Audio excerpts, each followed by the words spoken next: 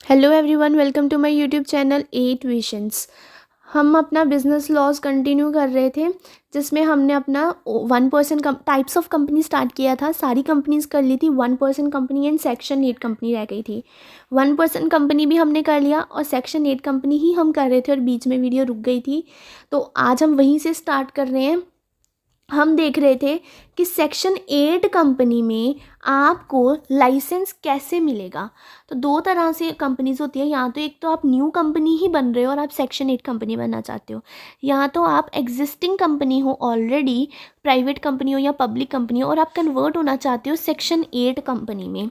उस केस में हमने licence to a new company देख लिया था। अब हमें देखना है licence to a existing company. Existing company को लाइसेंस कैसे मिलेगा। If any company incorporated in companies act under any previous company law other than OPC satisfy the condition under section 8, जैसे कि हमने पहले पढ़ा था। कोई भी ऐसी कंपनी जो कंपनी लॉ के अंदर रजिस्टर्ड हुई है एंड वो ओपीसी नहीं है और सेक्शन 8 की कंडीशन सेटिस्फाई कर रही है। सेक्शन 8 की कंडीशन में क्या था भला, फटाफट रिवाइज करते हैं। सेक्शन 8 की कंडीशन में था कि जो पर्सन ऑफ एसोसिएशन या पर्सन सेक्शन 8 कंपनी इनकॉर्पोरेट करना चाहते हैं, उनका मेन ऑब्जेक्टिव होना चाहिए साइंस, कॉमर्स, आर्ट्स, रिलीजन, ये चैरिटेबल पर्पस उनका मेन ऑब्जेक्टिव होना चाहिए। इन चीज़ों को प्रमोट करना इनका मेन ऑब्जेक्टिव होना चाहिए, और उन्हें जो भी प्रॉफिट होगा वो इन चीज़ों को प्रमोट करने में ही वो प्रॉफिट इन्वेस्ट करेंगे एंड प्रोहिबिट करेंगे मेंबर्स को किसी भी टाइप का डिविडेंड पेमेंट। ये हमें सेक्शन 8 में लिखा था। अगर सेंट्रल गवर्नमेंट इस बात से सेटिस्फाई होती है कि आपने अंडर सेक्शन 8 सारे प्रोविजंस कंप्लाई किए हैं एंड आप ओपीसी नहीं हो, तो वो आपको वो परमिशन दे देती है, अलो कर देती है। आईएनसी 12 में, कौन सा आईएनसी 16 था हमारा फॉर्म में भी, देख लेते हैं अभी।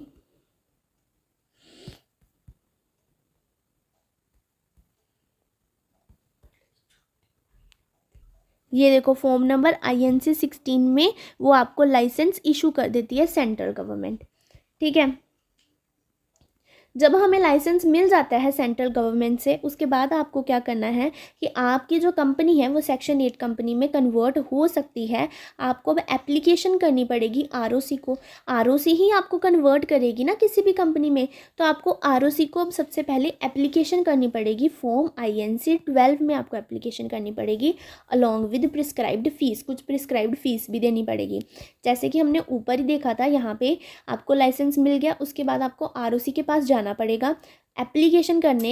आईएनसी 12 में करोगे कि हमें कन्वर्ट कर दीजिए। यहाँ पे भी आईएनसी 12 ही है, हाँ जी, यहाँ पे भी एप्लीकेशन आपको आईएनसी 12 में ही करनी है। साथ में आपको फीस देनी है। यहाँ पे आपको एमओए देना था साथ में, बट क्योंकि न्यू कंपनी थी इस केस में आपको एमओए नहीं देना है। लाइसेंस देना है आईएनसी 16 में, जो आपको लाइसेंस मिला है वो देना है आपको आरओसी को, और कुछ डॉक्यूमेंट्स देने हैं।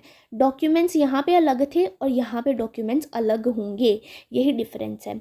ड्राफ्ट एमओए और एओए फॉर प्रपोज्ड कंपनी। अब आपने अपना एमओए और एओए चेंज किया ना, ऑफ कोर्स पहले एमओए कुछ और होगा, अब एमओए कुछ और है, तो जो एमओए या एओए में ऑल्ट्रेशंस किए हैं वो आपको ऑल्ट्रेशंस करके एमओए और एओए भी देना पड़ेगा अपनी कंपनी का आरओसी को।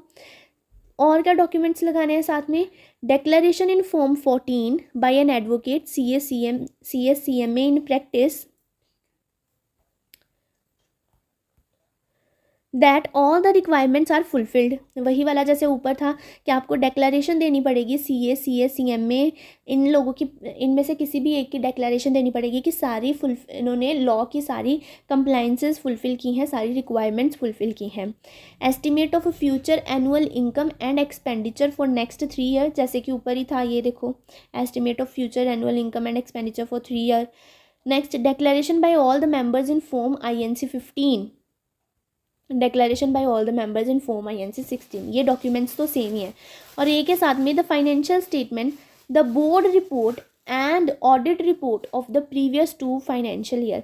यहाँ तक 4 डॉक्यूमेंट्स तो आपके पूरे सेम है, जो आपने ऊपर दिए हैं वो भी यहाँ पे देने पड़ेंगे।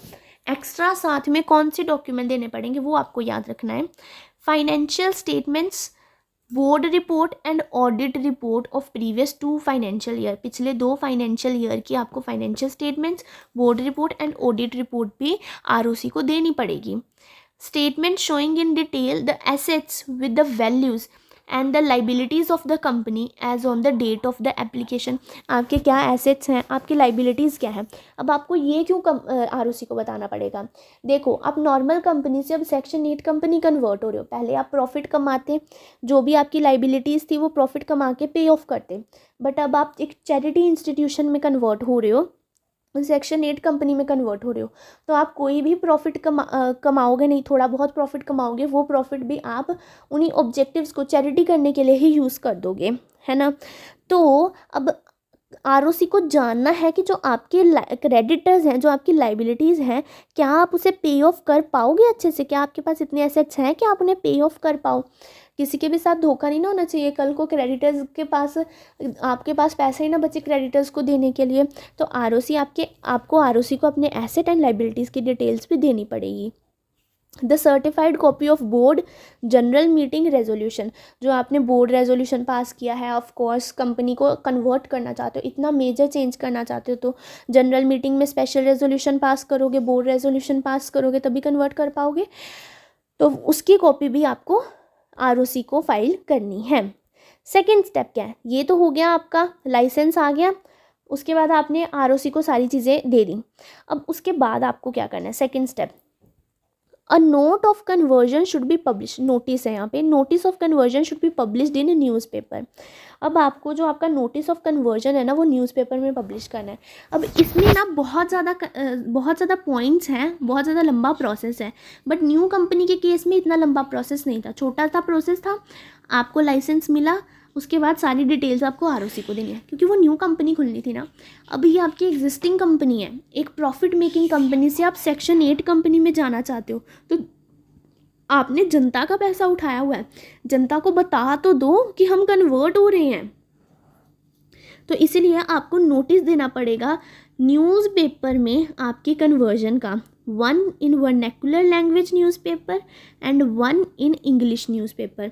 एक नोटिस आपको वर्नैकुलर लैंग्वेज न्यूज़पेपर में देना पड़ेगा। वर्नैकुलर लैंग्वेज मतलब जिस जगह पे आपका आरओसी है, रजिस्टर्ड ऑफिस है, वहाँ पे जो भाषा चलती है उस भाषा के न्यूज़पेपर में एक नोटिस देना पड़ेगा, और एक इंग्लिश न्यूज़पेपर में देना पड़ेगा, क्योंकि वो तो हमारी इंटरनेशनल लैंग्वेज है, जिसे नहीं समझ आता है वो इंग्लिश में पढ़ ले।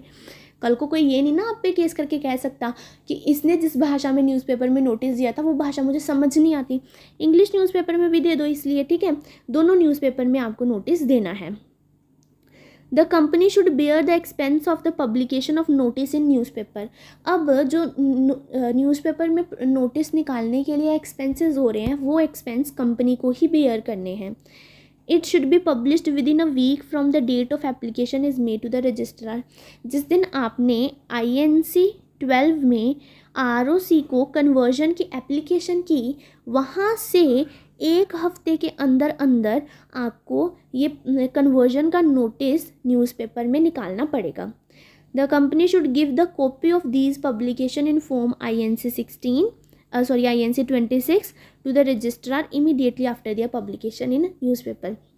अब आपने न्यूज़पेपर में तो निकलवा लिया, न्यूज़पेपर में आपने निकलवा दिया, अब क्या पता आरओसी ने देखा हो ना देखा हो, तो आपको आरओसी को भी बताना पड़ेगा, देखो मैंने न्यूज़पेपर में निकलवा दिया, जो भी आपने बोला था करने को मैंने सारा कर दिया। क्या प्रोसेस थे फिर से देखो एक बार, ऐसे नहीं तो भूल जाएंगे। सबसे पहले तो नॉर्मल था, आपको सेंट्रल गवर्नमेंट से एक लाइसेंस लेके आना है।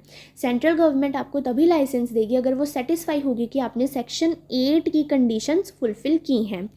लाइसेंस मिलेगा आपको INC 16 में, इसमें लाइसेंस मिल गया। अब सेंट्रल गवर्नमेंट ने तो आपको परमिशन दे दी, मेनली कन्वर्ट तो आपको आरओसी करेगी ना, तो फिर उसके बाद आपको आपका लाइसेंस INC 16 में प्लस स्पेशल रेजोल्यूशन या बोर्ड रेजोल्यूशन की कॉपी MGT 14 में, plus fees, plus application conversion के लिए। आरओसी को एप्लीकेशन तो दोगे ना कि हमें कन्वर्ट कर दो, ऐसे ही थोड़ी वो आपको कन्वर्ट कर देगी। एप्लीकेशन किस में, INC 12 में, और साथ में कुछ डॉक्यूमेंट्स, ये वाले डॉक्यूमेंट्स आरओसी को देने पड़ेंगे, फिर आपकी कन्वर्जन होगी। डॉक्यूमेंट्स क्या क्या देने पड़ेंगे वो यहाँ से मैंने पढ़ा दिया आपको। उसके बाद आरओसी का देने वाले सारे काम ख़त्म हो गए। अब जिस दिन आपने आरओसी को एप्लीकेशन की कि INC 12 में कि हमें कन्वर्ट कर दो सेक्शन 8 कंपनी में, वहाँ से 1 हफ्ते के अंदर अंदर आपको न्यूज़पेपर में भी निकलवाना पड़ेगा नोटिस कि हम नॉर्मल कंपनी से अब सेक्शन 8 कंपनी में कन्वर्ट होने वाले हैं। 2 न्यूज़पेपर में निकलवाना पड़ेगा, एक तो इंग्लिश न्यूज़पेपर में और एक वर्नैकुलर लैंग्वेज न्यूज़पेपर में निकलवाना पड़ेगा। न्यूज़पेपर में नोटिस निकलवाने के जो भी एक्सपेंस होंगे वो कौन बेयर करेगा? कंपनी बेयर करेगी। आपने एक बार न्यूज़पेपर में निकलवा दिया, अब रजिस्ट्रार को कौन बताएगा? पड़ोसी आके थोड़ी बता के जाएंगे, तो आपको रजिस्ट्रार को भी बताना पड़ेगा कि हमने न्यूज़पेपर में नोटिस निकाल दिया। और रजिस्ट्रार को क्या न्यूज़पेपर की कटिंग भेजोगे? नहीं, एक फॉर्म आता है INC 26, उसमें आप रजिस्ट्रार को बताओगे डिटेल्स भर के कि हमने न्यूज़पेपर में भी नोटिस निकलवा दिया। थर्ड स्टेप क्या है? अब आपको क्या करना है फिर? Registrar shall, after considering the objections if any received by it within 30 days from the date of publication of notice, and after consulting any authority, regulatory body, department or ministry of central government or state government in its discretion, decide whether the license should or not be granted। जब आपने newspaper में notice निकलवाया, क्यों निकलवाया भला आपने newspaper में notice?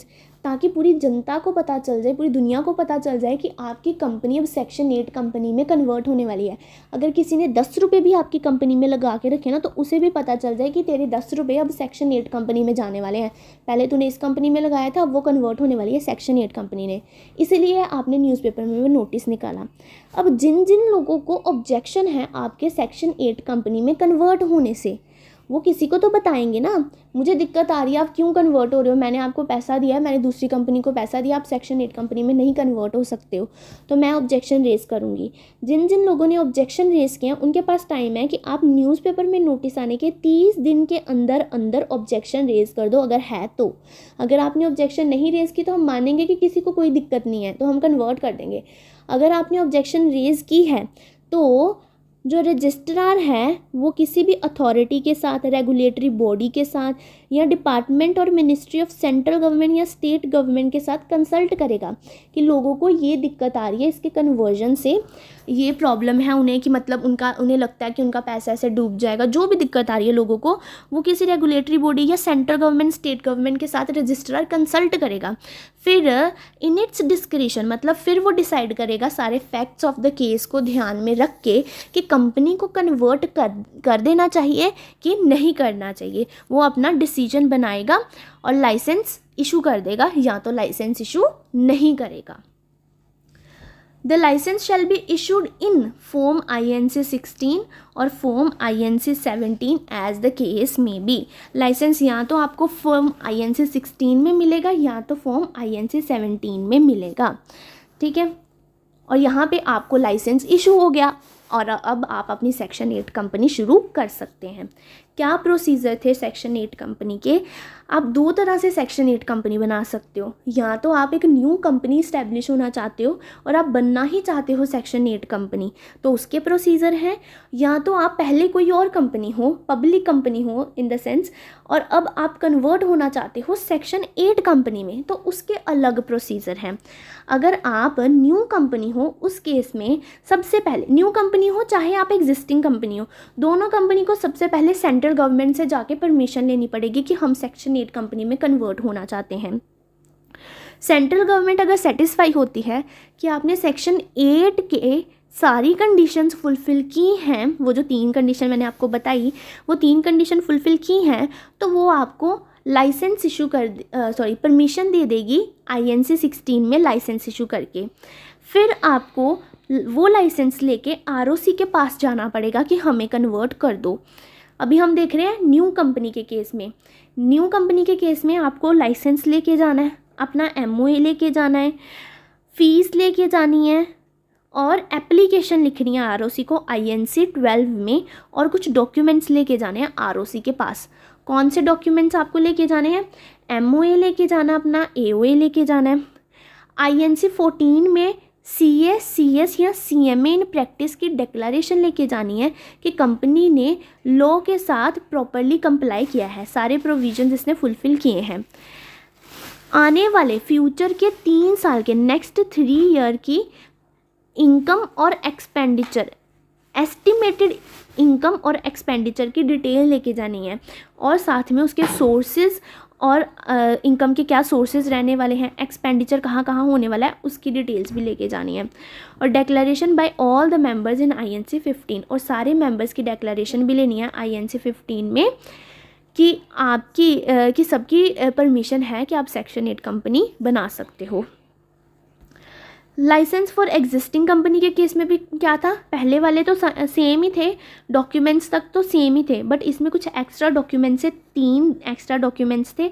कौन से 3 एक्स्ट्रा डॉक्यूमेंट्स थे, पिछले 2 फाइनेंशियल ईयर की आपको फाइनेंशियल स्टेटमेंट, बोर्ड रिपोर्ट और ऑडिट रिपोर्ट लेके जानी है। फिर आपको एक स्टेटमेंट लेके जानी है जिसमें आपने अपने एसेट और लाइबिलिटीज़ की डिटेल शो की हो, और आपको जनरल मीटिंग और बोर्ड मीटिंग का रेजोल्यूशन लेके जाना है। अब देखो, न्यू कंपनी के केस में तो कोई रेजोल्यूशन निकलेगा नहीं, जब कंपनी नहीं बनी है तो मीटिंग कहाँ से बैठेगी, ठीक है, तो इसलिए सिर्फ उसमें मेंबर्स की परमिशन जाती है। बट अभी तो आपकी एग्जिस्टिंग कंपनी है, उस केस में तो रेजोल्यूशन निकलेगा। फिर नेक्स्ट स्टेप क्या करना था आपको, इसमें एडिशनल स्टेप आपको नोटिस पब्लिश करवाना था न्यूज़पेपर में। फिर न्यूज़पेपर में नोटिस पब्लिश करवाने के बाद कुछ ऑब्जेक्शंस आती, वो जो लोग हैं वो 30 दिन के अंदर ऑब्जेक्शन रेज कर सकते थे, और रजिस्ट्रार हायर अथॉरिटीज़ के साथ कंसल्ट करके अपनी मर्ज़ी से डिसाइड करता है कि उसे लाइसेंस इशू करना है कि नहीं करना है। अगर उसे लाइसेंस इशू करना है तो या तो वो फॉर्म INC 16 में इशू करेगा, या तो फॉर्म INC 17 में इशू करेगा, और यहाँ पे हमें सेक्शन 8 कंपनी को लाइसेंस मिल जाता है। अब नेक्स्ट हमारे पास टॉपिक है रिवोकेशन ऑफ लाइसेंस। अब आपको लाइसेंस इशू हो गया, सेक्शन 8 कंपनी बनने के लिए या कन्वर्ट होने के लिए लाइसेंस इशू हो गया। अब समटाइम्स आपका लाइसेंस रिवोक कर लिया जाता है, आपसे आपका लाइसेंस छीन लिया जाता है। Central government may by order revoke the license granted to the company registered under this section. Central government आपका लाइसेंस रिवोक कर सकती है सेक्शन 8 कंपनी को, जो सेक्शन 8 कंपनी को उसने लाइसेंस ग्रांट किया है उसे ऑर्डर दे के रिवोक कर सकती है लाइसेंस। इफ़ कंपनी कौन सी सिचुएशन में अब लाइसेंस रिवोक कर दिया जाता है, 2 सिचुएशन है यहाँ पे हमारे पास। सबसे पहले हम देखते हैं, ये वाली सिचुएशन देखते हैं। The affairs of the company are conducted fraudulently और in a manner voluntarily of the object of the company और prejudicial to the public interest.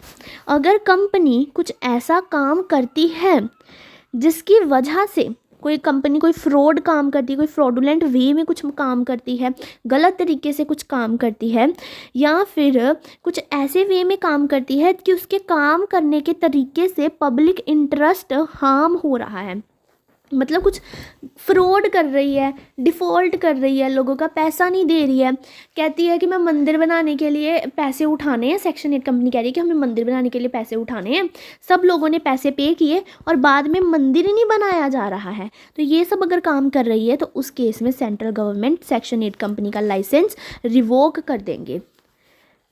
Winding up हो जाएगी आपकी कंपनी। सेंट्रल गवर्नमेंट में direct the company to wound up if it is satisfied that it is essential in public interest after giving reasonable opportunity of being heard.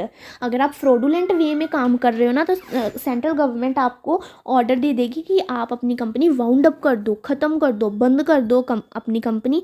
अगर central government को लग रहा है कि ये कंपनी को बंद करना ही लोगों के लिए बेनिफिशियल रहेगा, तो अगर कंपनी को बंद करना लोगों के लिए ज़्यादा नॉन बेनिफिशियल हो जाएगा, ज़्यादा हार्मफुल हो जाएगा, उस केस में कंपनी को बंद नहीं किया जाएगा। वहाँ पे या तो कंपनी को अमालगमेट कर दिया जाएगा या तो कंपनी की कंपल्सरी कन्वर्जन कर दी जाएगी। अमालगमेट मतलब सेक्शन 8 कंपनी जो ऑलरेडी अभी जो हमारे पास सेक्शन 8 कंपनी है ना, सोचो जो मेरी सेक्शन 8 कंपनी है, मैंने यहाँ पे फ्रॉड वे में थोड़ा काम किया, तो बट मेरी कंपनी को बंद नहीं करना चाहिए, तो इसलिए वो क्या कर देंगे कि मेरी कंपनी को अमालगमेट कर देंगे। कोई सोचो मेघा लिमिटेड कोई कंपनी है, मेघा कंपनी है, कोई सेक्शन 8 कंपनी है, उसके साथ मेरी कंपनी को अमालगमेट कर देंगे, या तो मेरा कन्वर्जन करने के लिए कह देंगे कि अब आप सेक्शन 8 कंपनी नहीं रह सकते हो, आप अब नॉर्मल कंपनी बन जाओ। ठीक है, ये 3 केसेस में कह सकते हैं। वैसे अगर आपने कोई फ्रॉड काम किया है तो उस केस में आपको वाउंड अप होने के लिए ही कहते हैं। ठीक है, या आपने कंपनी ने, आपकी जो सेक्शन 8 कंपनी है उसने कॉन्ट्रावेन किया है, मतलब तोड़ा है। कॉन्ट्रावेन मतलब तोड़ना। जो लॉ में लिखा हुआ है ना, जो प्रोविजंस हैं उसे फुलफिल नहीं किया, उसे तोड़ा है। जैसे सेक्शन 8 कंपनी के प्रोविजंस क्या थे कि आपको शेयर होल्डर्स को डिविडेंड नहीं पे करना है, बट आपने शेयर होल्डर्स को डिविडेंड पे कर दिया, तो आपने कॉन्ट्रावेंट किया ना लॉ को। तो वो कह रहे हैं अगर कंपनी ने कॉन्ट्रावेंट किया है any of the requirement of this section, section 8 की किसी भी रिक्वायरमेंट को तोड़ा है, पूरा नहीं किया है, या any of the condition subject to which licence is issued, या किसी ऐसी कंडीशन को तोड़ा है जिसमें उसे लाइसेंस इशू किया गया है। जैसे लाइसेंस इशू करने के लिए आपकी क्या कंडीशन थी कि आपको न्यूज़पेपर में नोटिस देना था, बट आपने वो नोटिस ना एक ही लैंग्वेज में, एक लैंग्वेज के न्यूज़पेपर में दिया था, दूसरी लैंग्वेज के न्यूज़पेपर में नहीं था दिया, बट आपने हमें आरओसी को बता दिया कि हमने दोनों लैंग्वेज के न्यूज़पेपर में दिया है। बाद में आरओसी को ये सच्चाई पता चली, तो उस केस में भी या तो वो कंपलसरी कन्वर्जन के लिए कह देंगे या तो अमालगमेशन में कह देंगे। कॉन्ट्रावेन करने के केस में आपको वाइंड अप करने के लिए नहीं कहेंगे, सिर्फ फ्रॉड के केस में वाइंड अप करने के लिए कहेंगे। ठीक है, अगर आपने सेक्शन 8 के प्रोविजंस को तोड़ा है या फिर कोई ऐसी कंडीशन को तोड़ा है जिसके तहत आपको लाइसेंस इशू किया गया है, उस केस में या तो आपको कंपलसरी कन्वर्जन के लिए कह देंगे या तो अमालगमेशन के लिए कह देंगे। अब कंपलसरी कन्वर्जन कैसे होता है? Central government direct the company to convert its status and add private limited और public limited on its name. Central government आपको डायरेक्ट करेगी, आपको ऑर्डर देगी कि आप अब कन्वर्ट कर लो अपनी कंपनी को, और अपनी कंपनी के साथ या तो प्राइवेट लिमिटेड वर्ड ऐड कर लो या तो लिमिटेड वर्ड ऐड कर लो। सेक्शन 8 कंपनी को रिलैक्सेशन है ना कि उसे अपने नाम के साथ लिमिटेड या प्राइवेट लिमिटेड लगाने की ज़रूरत नहीं है। अगर पब्लिक कंपनी है तो लिमिटेड लगाने की ज़रूरत नहीं है, प्राइवेट कंपनी है तो प्राइवेट लिमिटेड लगाने की ज़रूरत नहीं है। ये उसे एक रिलैक्सेशन मिली हुई है। बट जब आपको कंपलसरी कन्वर्जन करने के लिए कह दिया तो आपको ऑफ कोर्स ये वर्ड्स लगाने पड़ेंगे, after giving reasonable opportunity of being heard. ये नहीं है कि आपको कहीं से पता चला कि इसने शेयर होल्डर्स को डिविडेंड पे किया है कि और सेंट्रल गवर्नमेंट डायरेक्ट ऑर्डर दे दिया कि आप अभी कन्वर्ट हो जाओ, ऐसा नहीं है। सबसे पहले कंपनी को अपॉर्चुनिटी ऑफ बीइंग हर्ड दिया जाएगा, मतलब उसे मौका दिया जाएगा एक बार बोलने का कि तू अपना पॉइंट तो रख कि क्या ये सच है या झूठ है। Central government forward such copy to registrar who shall register the company accordingly. फिर सेंट्रल गवर्नमेंट उस ऑर्डर की कॉपी, जब उसने एक बार कंपनी का पॉइंट सुन लिया फिर भी सेंट्रल गवर्नमेंट सेटिस्फाई नहीं हुई है, सेंट्रल गवर्नमेंट को लग रहा है कि कंपनी एवं मार रही है, झूठ बोल रही है, बस बचने की कोशिश कर रही है, तो सेंट्रल गवर्नमेंट वो ऑर्डर की कॉपी रजिस्ट्रार को भेज देगी, जिस रजिस्ट्रार के अंदर ऑफ कोर्स कंपनी रजिस्टर हुई है उस रजिस्ट्रार को भेज देगी कि इस कंपनी को अब कन्वर्ट कर दो। ठीक है, कन्वर्जन कैसे होगी सेक्शन 8 कंपनी की अदर कंपनी में, वो प्रोसीजर हम यहाँ पे देखने वाले हैं। अमालगमेशन में क्या होता है? Central government on revocation of licence में direct the amalgamation of such company with another form of a single company. जैसे मैंने आपको बताया कि मेरी कंपनी को वो मेघा कंपनी के साथ अमालगमेट कर देंगे तो मेरी कंपनी का कोई अस्तित्व नहीं रहेगा, मेरी कंपनी मेघा कंपनी के अंदर चली जाएगी। पहले श्याम कंपनी थी, सोचो सेक्शन 8 कंपनी श्याम कंपनी थी, अब ये मेघा कंपनी हो जाएगी सिर्फ। ठीक है, श्याम कंपनी का कोई अस्तित्व नहीं रहेगा। रिवोकेशन ऑफ लाइसेंस ऐसे होता है। अब नेक्स्ट टॉपिक है हमारे पास, लास्ट टॉपिक है conversion of section 8 company into another company. अगर आपकी सेक्शन 8 कंपनी है और आप अब खुद को कन्वर्ट करना चाहते हो किसी दूसरी कंपनी में, तो उस केस में आपके क्या प्रोसीजर्स रहने वाले हैं। इस केस में कंपलसरी कन्वर्जन के केस में तो सेंट्रल गवर्नमेंट डायरेक्ट आरओसी को बोलेगी और आरओसी कन्वर्ट कर देगी, तो यही इसमें कोई एज सच प्रोसीजर नहीं रहने वाला है। बट अगर आप अपनी इच्छा से वॉलंटरली कन्वर्ट होना चाहते हो तो उस केस में क्या होगा? कंपनी सबसे पहले नोटिस निकालेगी, सारे मेंबर्स को नोटिस देगी ना कि आओ मीटिंग में बैठो, हम मीटिंग करना चाहते हैं कि हम अपनी कंपनी को अब सेक्शन 8 कंपनी नहीं रखना चाहते हैं, अभी हम अनदर कंपनी बनना चाहते हैं। पहले सारे मेंबर्स की मीटिंग बुलाएगी, तो मीटिंग बुलाने के लिए नोटिस जाएगा ना। अब सारे मेंबर को व्हाट्सएप तो करेगी नहीं कि आओ मीटिंग में बैठे, उन्हें एक प्रॉपर नोटिस जाता है जो कि हम मैनेजमेंट एंड एडमिनिस्ट्रेशन चैप्टर में पढ़ने वाले हैं। ठीक है, तो सबसे पहले कंपनी नोटिस भेजेगी सारे मेंबर्स को जनरल मीटिंग बिठाने का। जनरल मीटिंग में स्पेशल रेजोल्यूशन पास किया जाएगा सारे मेंबर्स की परमिशन के साथ कि हाँ हम कंपनी को कन्वर्ट करना चाहते हैं। अब बेटा सेक्शन 8 कंपनी अनदर कंपनी में कन्वर्ट होना चाहती है तो क्या ओपीसी में कन्वर्ट हो सकती है? मैंने आपको बोला था सेक्शन 8 कंपनी और ओपीसी का 36 का आंकड़ा है। ओपीसी सेक्शन 8 कंपनी में कन्वर्ट नहीं हो सकती और उसी तरह से सेक्शन 8 कंपनी भी ओपीसी में कन्वर्ट नहीं हो सकती। इन दोनों का 36 का आंकड़ा लगता है, ठीक है। And same for the small company, section 8 company convert होके स्मॉल कंपनी में भी नहीं बन सकती और ना ही स्मॉल कंपनी कन्वर्ट होके सेक्शन 8 कंपनी बन सकती है, ठीक है। तो मैंने क्या बोला, कंपनी सबसे पहले नोटिस भेजेगी सारे मेंबर्स को जनरल मीटिंग के लिए। अब ये नोटिस के साथ साथ ना उसे एक एक्सप्लेनेटरी स्टेटमेंट भी देनी पड़ेगी।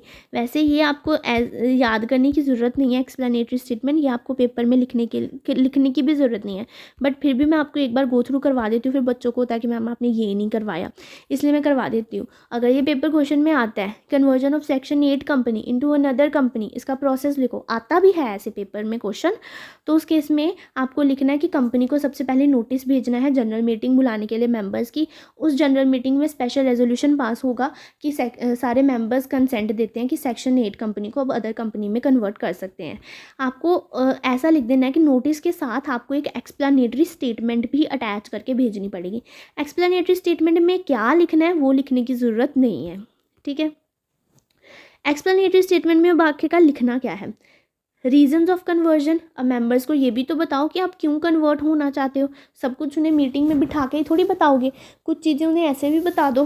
रीजंस ऑफ कन्वर्जन आपको नोटिस के साथ जो एक्सप्लेनेटरी स्टेटमेंट भेजनी है ना, उसमें आपको रीजंस ऑफ कन्वर्जन लिखने हैं। डेट ऑफ इनकॉर्पोरेशन लिखनी है कि कितनी डेट को कंपनी बनी थी। Principal object of the company as set out in memorandum of association, company के क्या प्रिंसिपल ऑब्जेक्ट थे जो उसने मेमोरेंडम ऑफ एसोसिएशन में सेट आउट किए थे जब कंपनी बनी थी सेक्शन 8 कंपनी, कि क्या करना चाहती थी वो, आर्ट्स को प्रमोट करना चाहती थी, रिलीजन को प्रमोट करना चाहती थी, कॉमर्स को प्रमोट करना चाहती थी, किसे प्रमोट करना चाहती थी। तो वो जो उसके मेन ऑब्जेक्ट थे एमओए में वो आपको एक्सप्लेनेटरी स्टेटमेंट में लिखने हैं।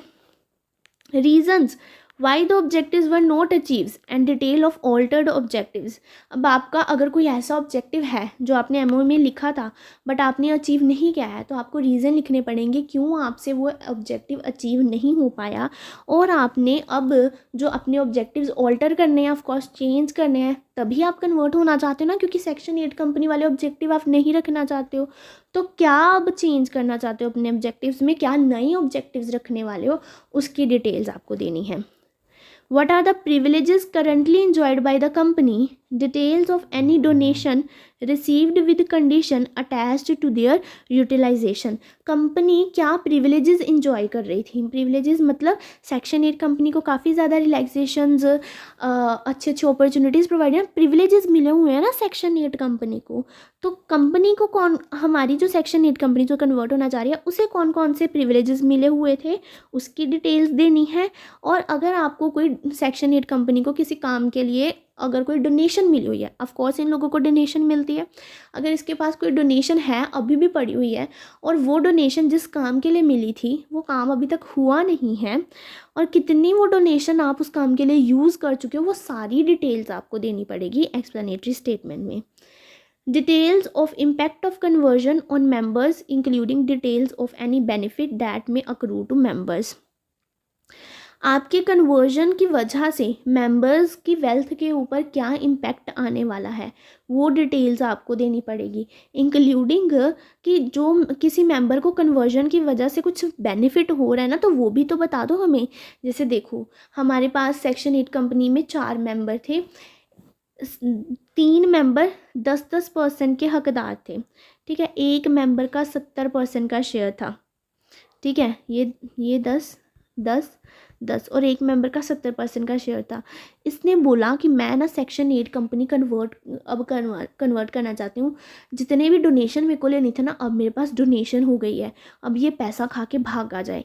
तो इसका बेनिफिट होने वाला है ना कन्वर्जन से, तो अगर किसी मेंबर का बेनिफिट होने वाला है तो वो भी आप बताओ, इन मेंबर्स को भी जानने का हक है कि इसका बेनिफिट हो रहा है इसीलिए ये कन्वर्जन हो रही है।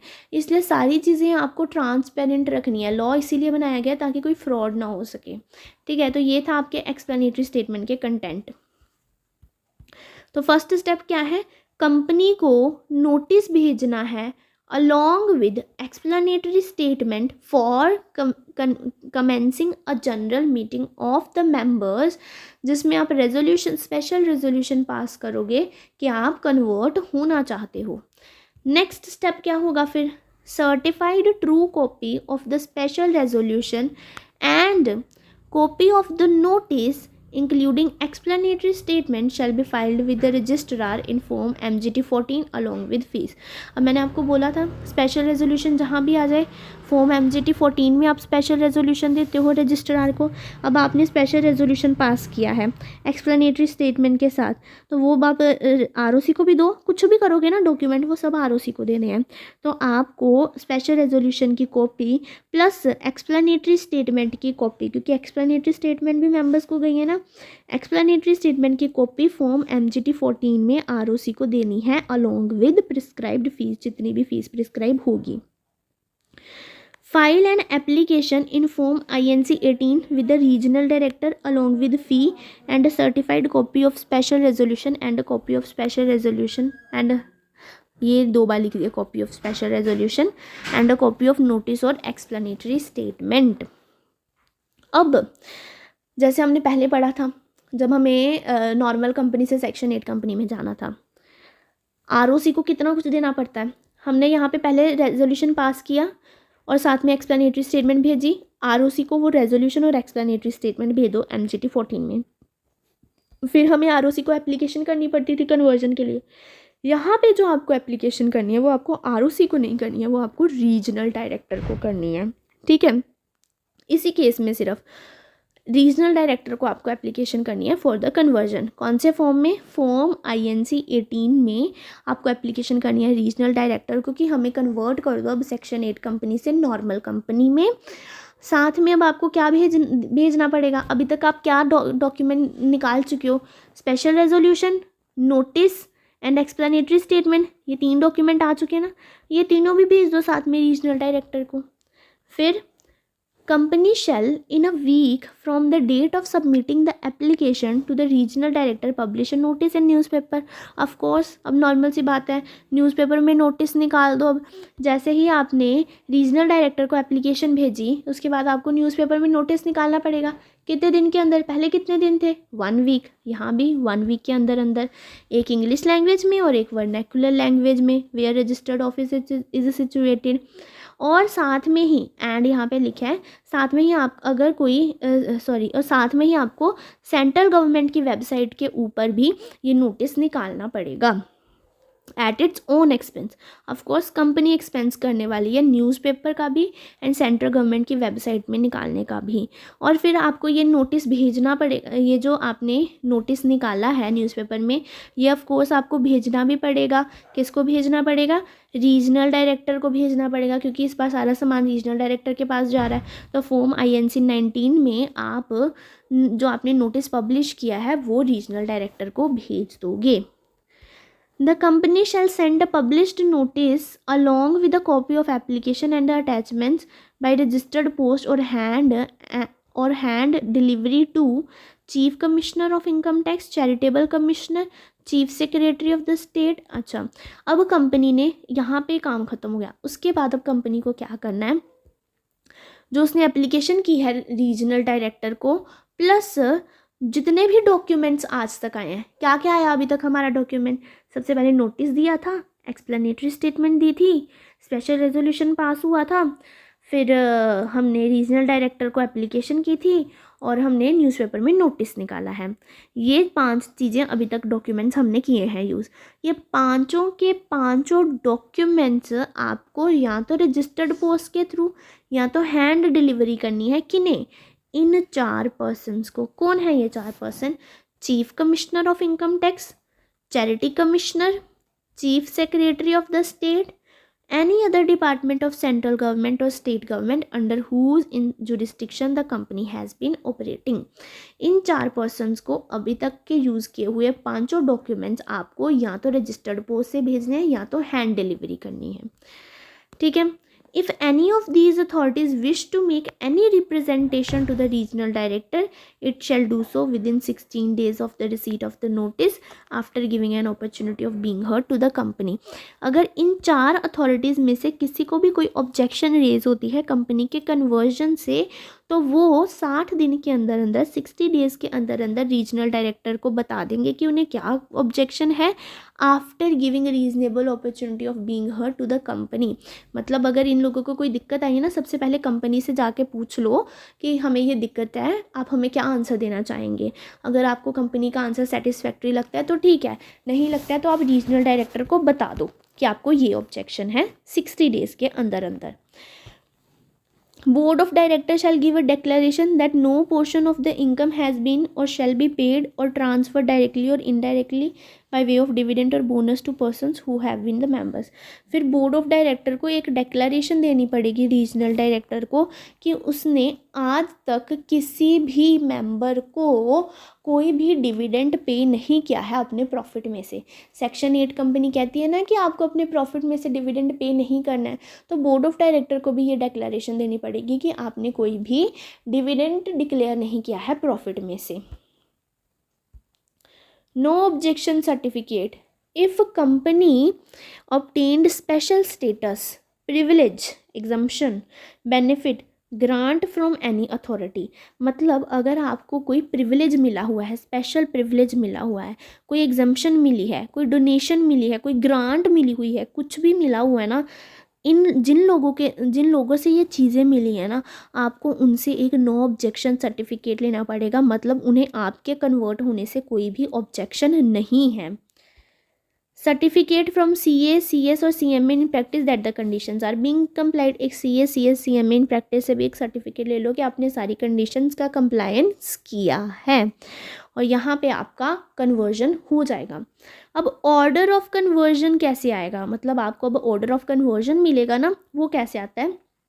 Regional director on receipt of application and being satisfied shall issue an order of approving the conversion of the company into a company of any other kind subject to such terms and condition as may be imposed in the facts and circumstances of the case.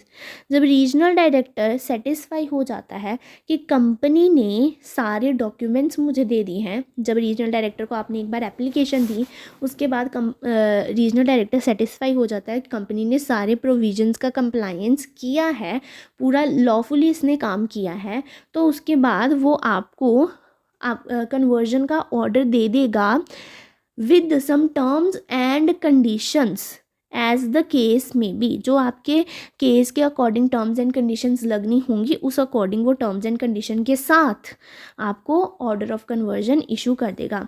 अब terms and condition कौन सी होती है mainly वो देख लो. ये है हमारे पास थोड़ी सी terms and condition. No special status और privilege shall be enjoyed by the company. मतलब अब कंपनी के पास कोई भी स्पेशल स्टेटस या प्रिविलेज नहीं रहेगा. ये टर्म्स एंड कंडीशन में लिखा होगा. पे the difference between the market price and acquisition lost to the government if immovable property obtained free of cost or at concessional rate. आप सेक्शन 8 कंपनी थे, तो आपने ना जब एसेट खरीदने गए ना, तो जिस शॉप से आप एसेट खरीदने गए वो बंदा बड़ा अच्छा था, उसने बोला कि आप चैरिटी के लिए एसेट खरीद रहे हो, आप मेरे से कंसेशनल रेट मतलब कम रेट पे एसेट ले जाओ. 10 लाख का एसेट उसने बोला आप मेरे से 5 लाख में ले जाओ, तो आपने 5 लाख कंसेशन लिया, 5 लाख का आपको प्राइस नहीं पे करना पड़ा, और अब आप कन्वर्ट होना चाहते हो और ये वाला एसेट आपके पास अभी भी है, तो उस केस में जितना भी डिफरेंस यानी कि ये जो 5 लाख था ना, ये आपको पे करना पड़ेगा. Pay the difference between market price and acquisition lost to government. जितना मार्केट प्राइस था और जितने में आपने एसेट एक्वायर किया उतने का उसके बीच का डिफरेंस आपको गवर्नमेंट को पे करना पड़ेगा. Use the surplus to pay outside liability first, repayment of loan and advances to members, balance transfer to investor education fund in 30 days. अब आप जब सेक्शन 8 कंपनी से नॉर्मल कंपनी में कन्वर्ट हो रहे हो तो जिनकी पहले लाइबिलिटीज़ हैं उन्हें पे ऑफ करना पड़ेगा। लाइबिलिटीज़ वगैरह पे करने के बाद आपके पास कुछ सरप्लस बचा है, या फिर ऐसे देखो कि आपके पास टोटल सरप्लस था 20 लाख का, ठीक है। अब सबसे पहले आपको जितनी भी लाइबिलिटीज़ है ना अपनी वो पे करनी पड़ेंगी। फिर आपका कुछ सरप्लस अगर बच गया, सोचो 10 लाख का सरप्लस बच गया, तो आपको मेंबर्स से अगर कोई लोन लिया हुआ है ना उसे पे करना है, डिविडेंड नहीं देना है। अगर मेंबर ने कोई लोन दे रखा है कंपनी को तो वो पे करना है। सबसे पहले तो आउटसाइड लोन्स वगैरह पे करने हैं, फिर मेंबर के लोन वगैरह पे करने हैं, और अगर फिर भी उसके बाद कोई सरप्लस बच जाता है तो वो आपको ट्रांसफ़र करना पड़ेगा इन्वेस्टर एजुकेशन प्रोविडेंट फंड में 30 दिन के अंदर अंदर। ये था हमारा ऑर्डर ऑफ कन्वर्जन।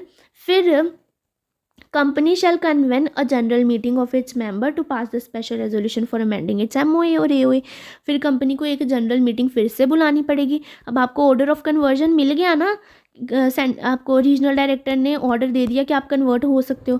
उसके बाद अब आपको अपना एमओए और एओए भी तो ऑल्टर करना पड़ेगा ना, उसमें ऑब्जेक्टिव सारे ऑल्टर करने पड़ेंगे। तो फिर से आपको एक जनरल मीटिंग बुलानी पड़ेगी, उसमें स्पेशल रेजोल्यूशन पास करना पड़ेगा फॉर अमेंडिंग योर एमओए और AOA. The company shall thereafter file with the registrar certified copy. फिर उसके बाद जब आपने कन्वर्ट कर ली अपनी कंपनी, इस बार रजिस्ट्रार को तो कुछ नहीं ना बताया, सब रीजनल डायरेक्टर के साथ चला है, तो अब कंपनी रजिस्ट्रार को भी बताएगी। क्या बताएगी? अपना ऑल्टर्ड एमओए और एओए दे के आएगी, certified copy of order of conversion. अब रजिस्ट्रार को बताना पड़ेगा ना कि हाँ मुझे सच में ऑर्डर ऑफ कन्वर्जन मिला है रीजनल डायरेक्टर से, उसकी कॉपी, ऑल्टर्ड चेंज किया हुआ एमओए और एओए देना पड़ेगा रजिस्ट्रार को, and declaration by all the directors that all condition are complied. और डायरेक्टर की तरफ से एक डेक्लेरेशन की सारी कंडीशन कंप्लाई की गई हैं। ये चीज़ें रजिस्ट्रार को दे दोगे और आप सेक्शन 8 कंपनी से नॉर्मल कंपनी में कन्वर्ट हो जाओगे। सबसे ज़्यादा प्रोविजंस थे आपके सेक्शन 8 कंपनी से नॉर्मल कंपनी में कन्वर्ट होने के लिए, क्योंकि आप पहले एक चैरिटी वाली इंस्टीट्यूट थे, लोगों का पैसा उठा रखा आपने चैरिटी करने के लिए, बट अब आप प्रॉफिट कमाने वाली इंस्टीट्यूट बनने वाले हो, तो बहुत ज़्यादा लीगल कंप्लायंसेस हैं।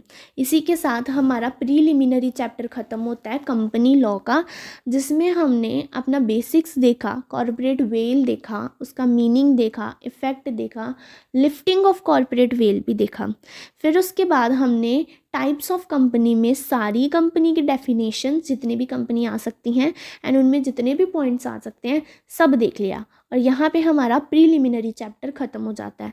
अब कल से हम नेक्स्ट चैप्टर स्टार्ट करेंगे, formation and promotion of a company. सबसे पहले मैं इस चैप्टर का टेस्ट लूँगी। लॉ में टेस्ट लेना टाइमली बहुत ज़रूरी है, क्योंकि आपको ऐसे याद नहीं रहेगी, चीज़ें भूल जाएंगी। आई होप कि आप साथ साथ में लॉ लर्न कर रहे होगे।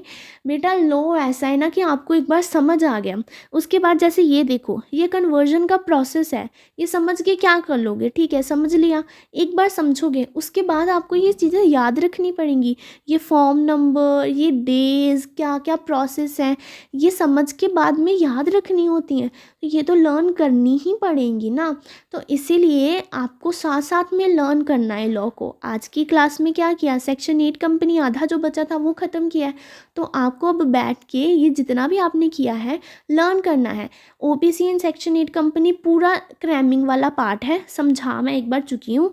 अब इसके बाद आपको वो क्रैम ही करना है बैठ के कि क्या प्रोसेस वगैरह है, तो वो आपको भी लर्न करना है। इसका मैं टेस्ट लूँगी, ग्रुप में हम डिस्कस कर लेते हैं कि किस दिन टेस्ट होगा। आज के लिए इतना ही, कल वीडियो अपलोड होगी formation and promotion of company की। Enough for the today. अगर चैनल पे नए हो तो चैनल को सब्सक्राइब करना, वीडियोस को लाइक करना एंड अपने फ्रेंड के साथ ज़रूर शेयर करना। Thank you for watching the video. Bye bye.